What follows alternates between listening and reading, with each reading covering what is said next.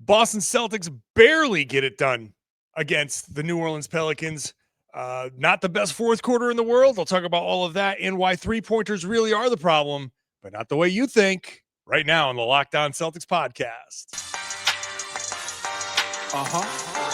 Yup. Beantown, be ever ready. Recognize the city of champs. Back to back, if I say it, it's stamp. Locked on number 19, the best one, the next one. Juice loose in your pool now for the next run. It's the C's, who else could it be? What they gon' say now? Screaming like JT, Karalis, recap the madness. Every game, every practice. Best daily pod, no cap like Brad Beckett. Clutch like Drew to KP, tap in daily. Primetime dapping D White on the sideline. Raining Jayson, how it started, raising banners, how we finished. Locked on Celtics pod, home of the winners.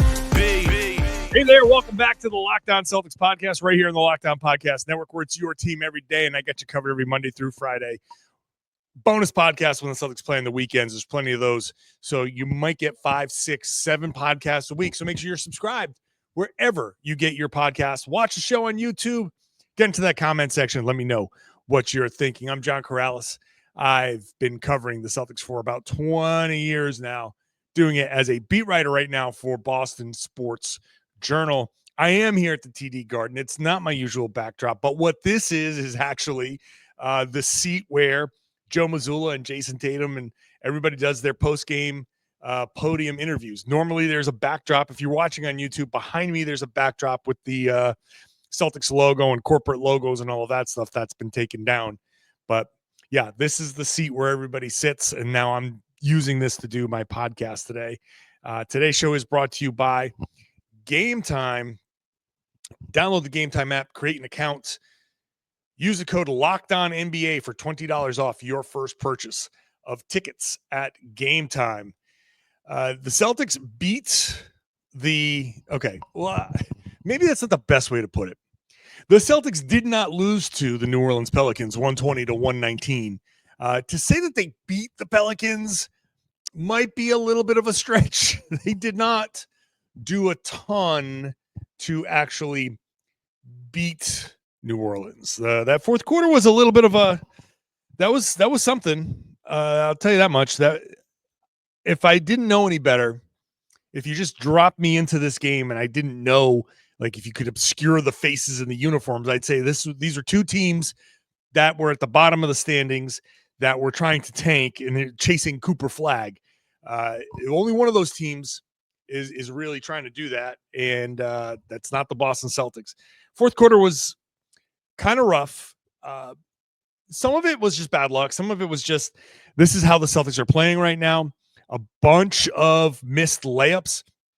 For people complaining about three-point attempts and all of that stuff, the Celtics in this one in the fourth quarter did not really attempt. What did they finish here in the fourth quarter? They went to the rim a bunch.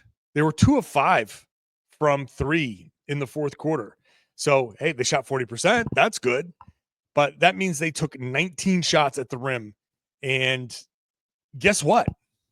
19 shots at the rim. They missed a bunch of layups. They lost the quarter by 1.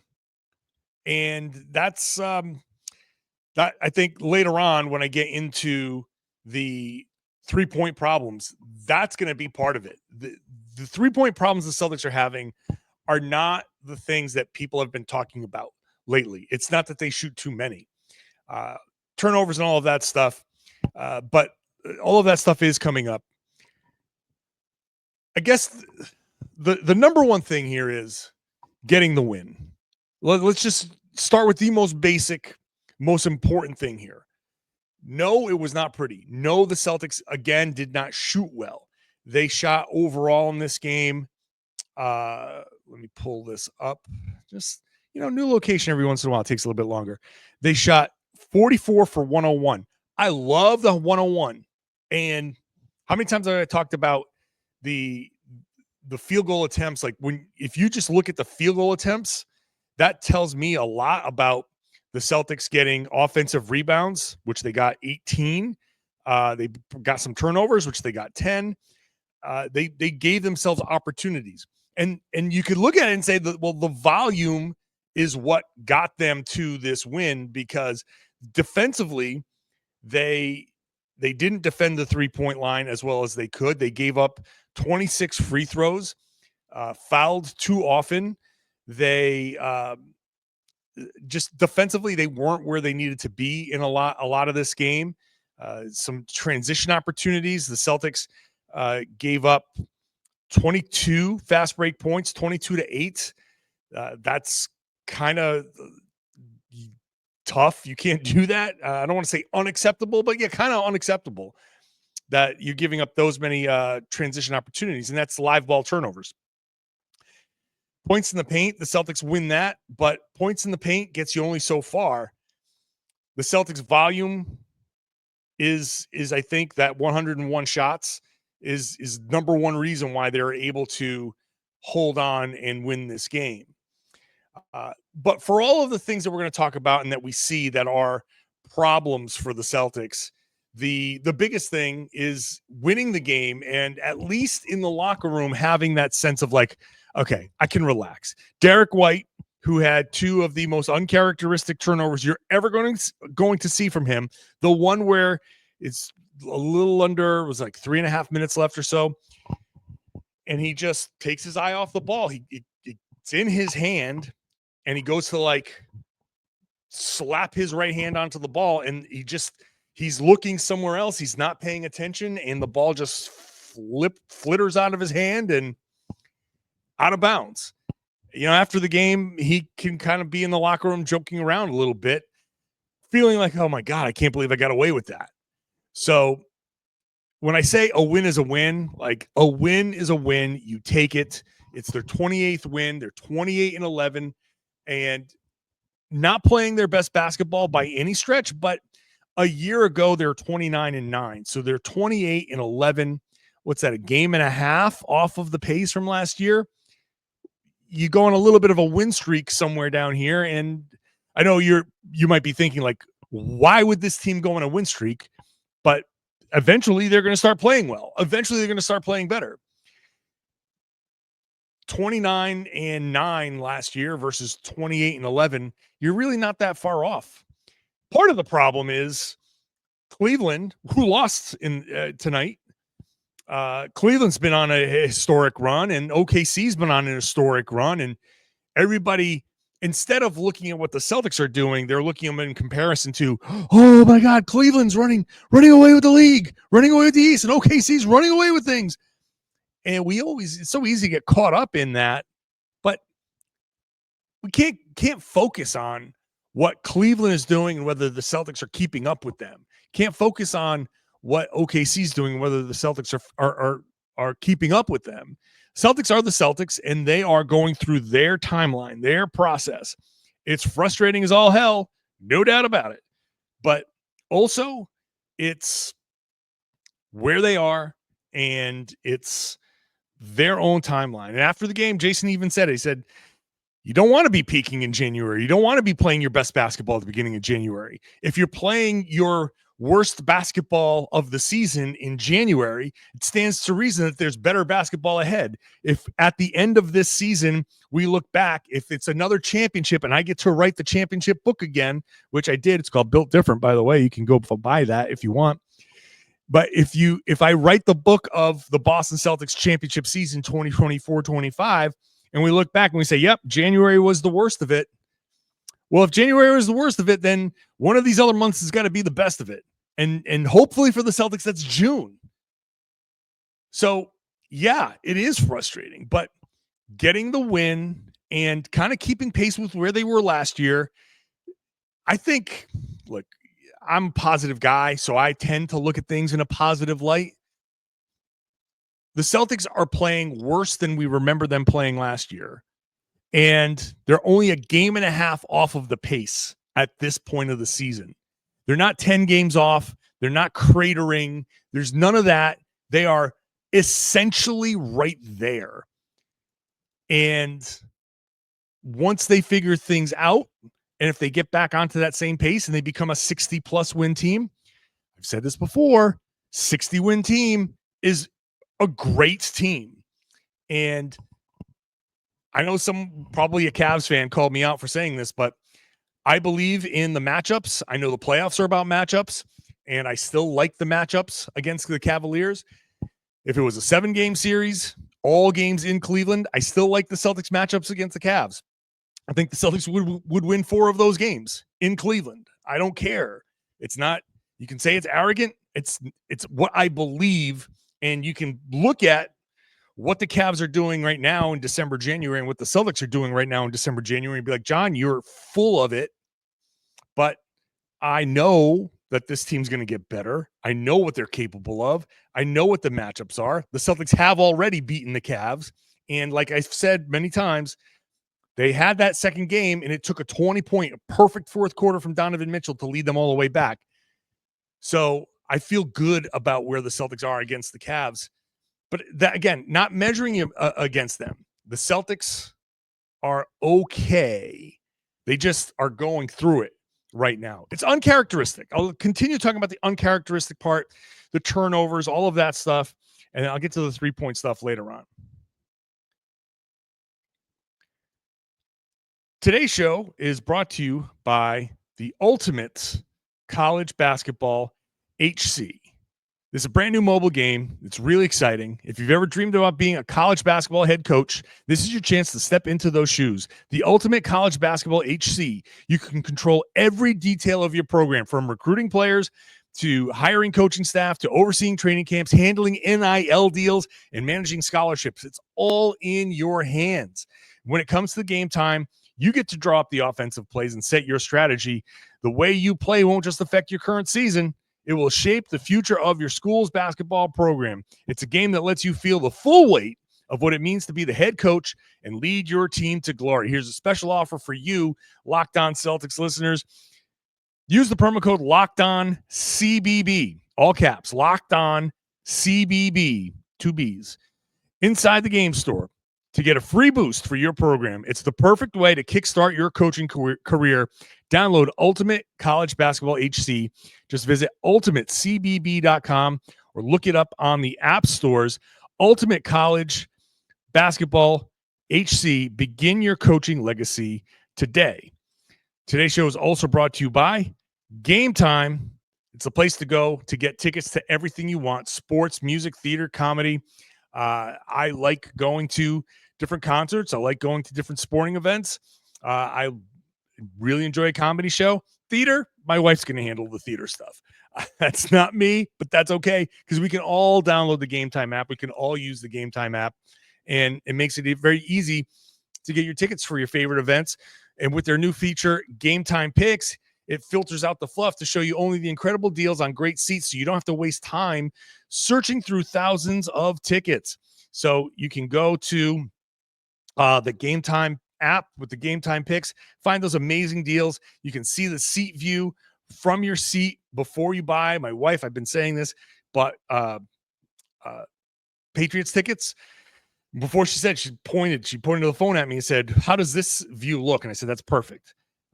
So I knew the deal that she was getting. I knew the view she was getting. The super deal is particularly impressive, offering great seats at unbeatable prices. Plus, the app's all-in pricing shows the total cost up front with no surprise fees at checkout. Take the guesswork out of buying tickets with Game Time. Download the Game Time app, create an account. Use the code LOCKEDONNBA for $20 off your first purchase. Terms apply. Again, create an account. Redeem the code LOCKEDONNBA, LOCKED, LOCKEDONNBA for $20 off. Download Game Time today. What time is it? Game time. Thank you for making Locked On Celtics your first listen every day. Go check out Locked On NBA. I do game night on Fridays with Jake Madison of Locked On Pelicans. I should have had him on this show with the Celtics Pelicans, but we're together on game night on Fridays. Make sure you're subscribed there wherever you get your podcasts. Plus the afternoon show, the afternoon Locked On NBA, covering all the big stories. We got all the games. They got all the big stories. It's 2 podcasts you should be listening to when you're done with this one. This has been an uncharacteristic stretch for the Celtics. It's not what we're used to seeing. And, after the game, I was asking these guys why, what's uncharacteristic about it. And basically the answer is, part of it is, I don't know. I don't know why. We all want to know why. If we knew why, we could fix it. I don't know what's going on in people's heads. I don't know. It's a new season, and I've said this coming into the season, with the same guys, whatever happened at the end of last season, even though you've got the same guys in the locker room, it changes who these people are to some degree, what their motivations are. And who knows what's happening on personal levels with everybody. I don't know, by the way. I'm not hinting at anything. I just don't know what's going on, with people at home or just at work or just with their own, who knows? And so each season is its own unique thing. It's hard for us watching the Celtics to say, well, it's the same group. It's the same group of guys. We've seen these guys. And with the short off season, it's almost like the last season didn't end. So you just expect a continuation of everything. And that's not how it goes. But still, that loss against the Kings, you're like, wow, how did they, okay, not just play down necessarily to the Kings, but collapse in the fourth quarter? That's not who these guys are. How do they not, like, all the missed layups? These guys can make layups. Derrick White's turnovers, the one that went out of bounds, and the 5-second call, not something you ever see from Derrick White. And by the way, so I took the stopwatch to the play, and according to my stopwatch, by the time between Derrick White getting the ball and turning and calling a timeout was exactly 5 seconds. It is probably the most precise 5-second call I've ever seen. Credit to, I forget who the official was that made it, for keeping good time, I suppose. I know Joe sat in this seat here, and when he was asked about it from Gary Washburn, Gary tried.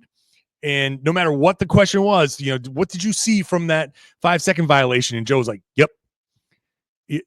Okay. What did you think about it? Yep. Uh-huh. He just didn't want to take the fine. Joe disagreed with it.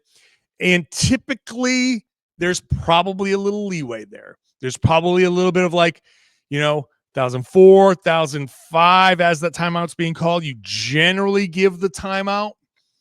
We can quibble with the call all we want, but my take is, when you don't have anything, if you're not going to make the pass, and I thought Derrick had Jaylen open. I thought he had him open, but he didn't want to make the pass for some reason.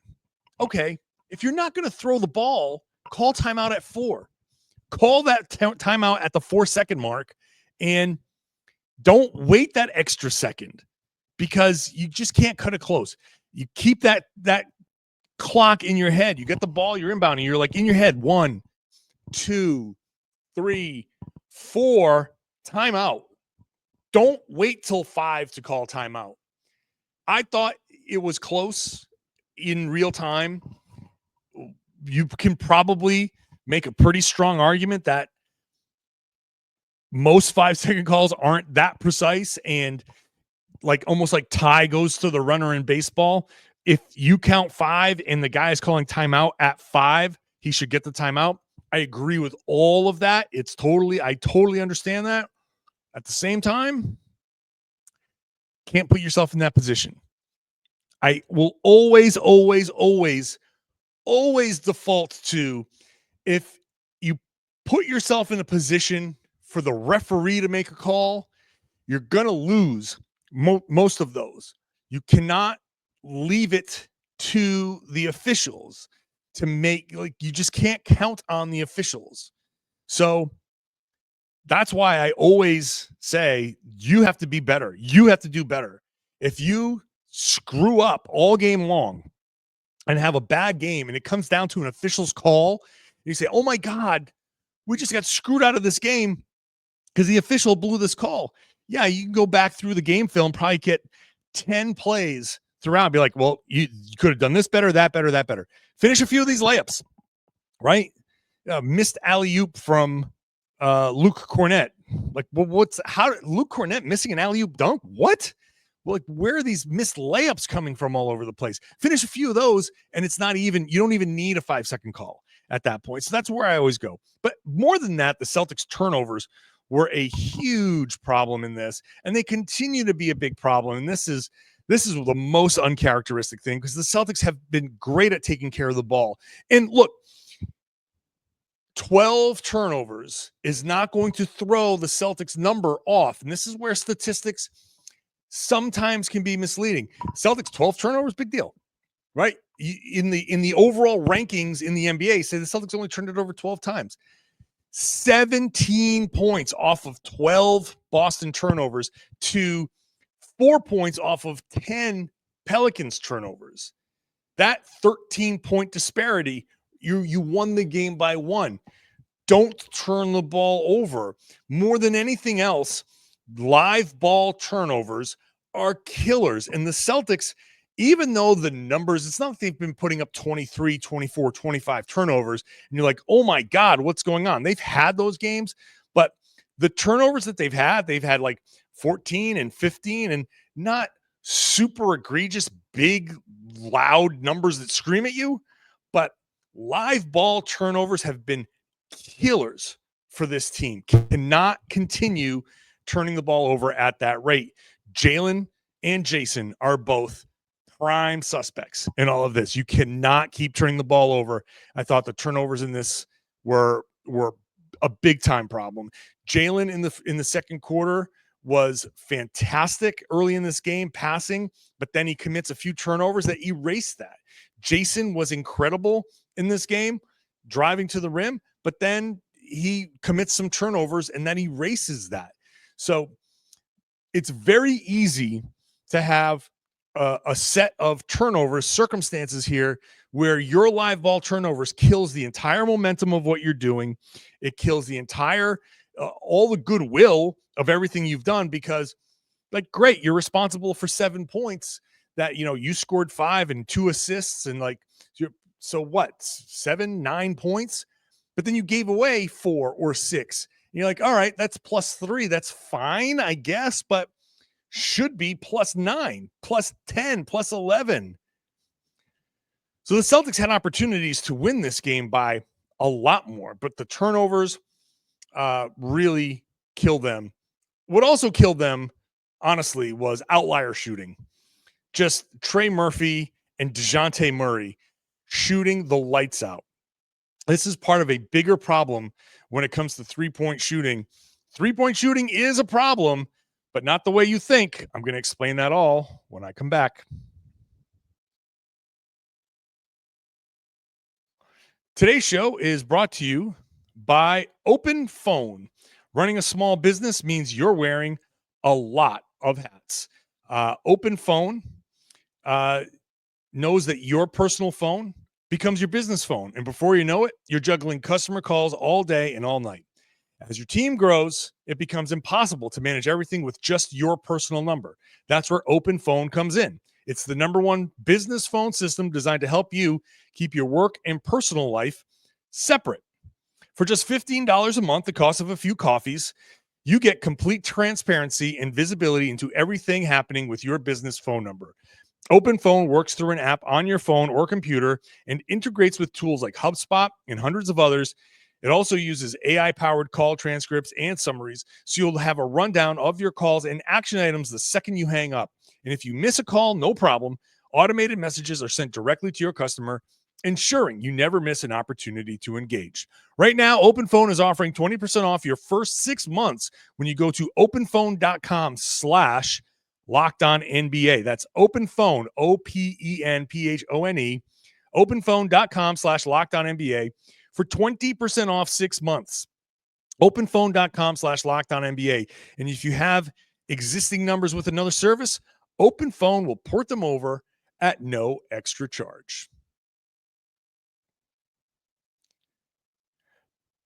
Thank you for making Locked On Celtics your first listen every day. Go check out our new newsletter, the new Ultimate Celtics newsletter, daily in your inbox, Monday through Friday at LockedOnDaily.com. Go there, sign up, click that Locked On Celtics logo, sign up, put your email in there, then it gets directly to your inbox. Celtics, NBA, and fantasy coverage over there at LockedOnDaily.com. Sign up. The newsletter gets dropped directly to your inbox. Open it up, read it. I think it's good. If I do say so myself. 3-point shooting, huge problem in this game. Huge problem. But it's because the Celtics were outshot. They 17 of 37 for the Pelicans, 46% basically. At one point, they were shooting 50%. 6 of 9 for DeJounte Murray, who came into this game shooting 26%. And every time he hit a three, he was looking at that Celtics bench. It goes back to his Hawks days, a little back and forth, talking trash to one another. But he was really locked in. Trey Murphy, who is a better 3-point shooter, but 5 of 10 for him. Jose Alvarado, 3 of 4. That's not bad. Javonte Green, 2 of 4. A little bit of a surprise. The shooting is a problem there because the Celtics, 13 of 44, another game shooting sub 30%. So first of all, you got to make your threes. Number one thing, the Celtics are getting good looks. You've got to make your 3-pointers. You can't miss. So for whatever reason, guys are off. They're a little off. Jayson Tatum, 2 of 10. Jaylen Brown, 0 of 2. Derrick White, 0 of 5. He's shooting less than 30% in January. Drew Holiday, 1 of 4. That's a problem. Kristaps Porzingis, 3 of 9. Now, they did have a stretch, second quarter, third quarter, where they start to rush some shots. And you're like, this is part of what we're talking about. They shoot too many threes. They took 57 2-pointers in this game. They put up 120 points. That's great, but they still only won by 1 because the Pelicans had 4 more 3-pointers. They were plus 12. So the Pelicans were plus 12 from 3. They were plus 13 from on the turnover battle. The Celtics had to get 18 offensive rebounds and win the second chance points 23-10 to get some of that advantage back. The Celtics had the 54-40 points in the paint advantage. That's where they got some of that advantage back. But the Celtics 3-point shooting on both ends, what they defend and what they are making, is a huge problem right now. The numbers are stark. Where they were in November versus where they are in January. Now, remember, in November, the Celtics were just on fire. In November, Boston was shooting 18.5 for 50.4. So 36.7%. But opponents were shooting 12.6 for 35.6. So opponents were getting 35.5 3-pointers a game. The Celtics were getting 50.5. So basically a 15 3-pointer advantage for the Celtics and a difference of 6 makes. So each game, essentially through the averages, Boston had a baked in 18-point advantage, right? Six 3-pointer advantage. That was already, teams could expect there were 18 points they'd have to make up somewhere else. That was in November. January, Boston is taking 43, basically 43.5. So 7 fewer 3-pointers, and they're making 14.3. They're making 4 less. Opponents are shooting 38.8 3-pointers per game, so they're up more than 3, and they're making 16, up by 3.5. Celtics are losing the 3-point battle 16 to a little bit more than 14. So we'll just say 14 for the sake of the easy math and say they're behind 2-pointers. The Celtics are now in a hole, a 6-point hole. Every game now in January, they have to make up 6 points because they're losing that at the 3-point line. That is a problem. The Celtics cannot do that. This is not how they're built. This is not what they're supposed to be doing. And to lose this 3-point battle, again, some of it is outlier craziness. DeJounte Murray hitting 6 3-pointers, guys hitting multiple 3-pointers who are 20 plus 30% 3-point shooters. Those types of players are hitting shots against the Celtics that, you can say, all right, we're going to live with this. And right now, what they're living with is guys making shots that they don't normally make. For some reason, they're doing it against Boston, and you just got to hope that this is just a real bad stretch of real bad luck. Meanwhile, the Celtics are shooting less than 30% this month. So right away, you're like, well, they're shooting too high. The Celtics are shooting too low. And that's probably going to level off somewhere along the way. But at the same time, the Celtics aren't playing the way they used to play when they were at their best. The Celtics, and I'm sorry to say, but getting those 53 pointers up, even if it's, I know it's a lot, but for the Celtics to be, they used to be putting up 15 more than their opponents. And now they're putting up, what is this? 5 more than their opponents? That's crazy. That's a problem for Boston. And we saw it again in this, where the Celtics 44 and the Pelicans put up 37, which is not usual for them, but they put up 37. So it's only a 7 3-pointer difference. And the Celtics lost that battle by 4. That's a tough thing for the Celtics to have to make up. So the Celtics have to get back to what they were doing before. They have to stop. First of all, it has to come organically. They have to stop forcing some drives and take the 3-pointers that are there. And they have to stop hunting some of the crappy 3-pointers that they're getting, that they're taking, and drive those. There is a balance. There is a balance. I'm not saying stop driving. I'm saying drive more selectively, because the Celtics are forcing some and giving up. They're missing like challenged shots at the rim. The Celtics are forcing some threes, which looks bad. And if you just flip those around, you say, okay, there are a couple of threes that we should have taken, and these threes that we took, those should have been drives.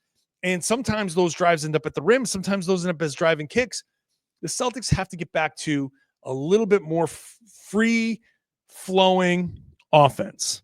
The 3-point disparity is a strength for the Celtics usually. This month it has not been, and that's the problem for the 3-point shooting. You probably got to shoot more. You definitely have to defend it better and not give up as many. But I said that from the beginning of the season. When Porzingis came back, they were going to start giving up more 3-pointers, and they did.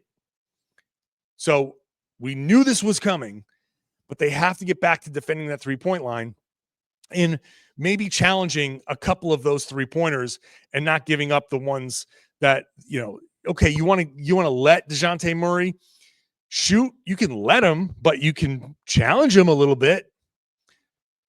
So it's a tough stretch. They won this game. I'm talking about it like it's a loss, but they won this game. But these are things that the Celtics have to improve. This is how they're going to improve. They got to do it, and they have no choice. This is how you have to improve. We'll see how they do against the Raptors. They got to snap out of this and get back to being who they are. Hopefully some good health over the course of the next month or so. They can figure that out. In the meantime, I will be here podcasting for you as usual. So make sure you're subscribed to the show. Let me know in the YouTube comment section what you think about what I've said. Do you agree with me on the Celtics 3-point shooting? Do you agree with me about how this is uncharacteristic? Are you worried or not worried? All of that stuff. So get to that YouTube page, get into that comment section. And I would love it if you would share the podcast and tell everybody they should be listening to and watching the Locked On Celtics podcast here on the Locked On Podcast Network. It's your team every day.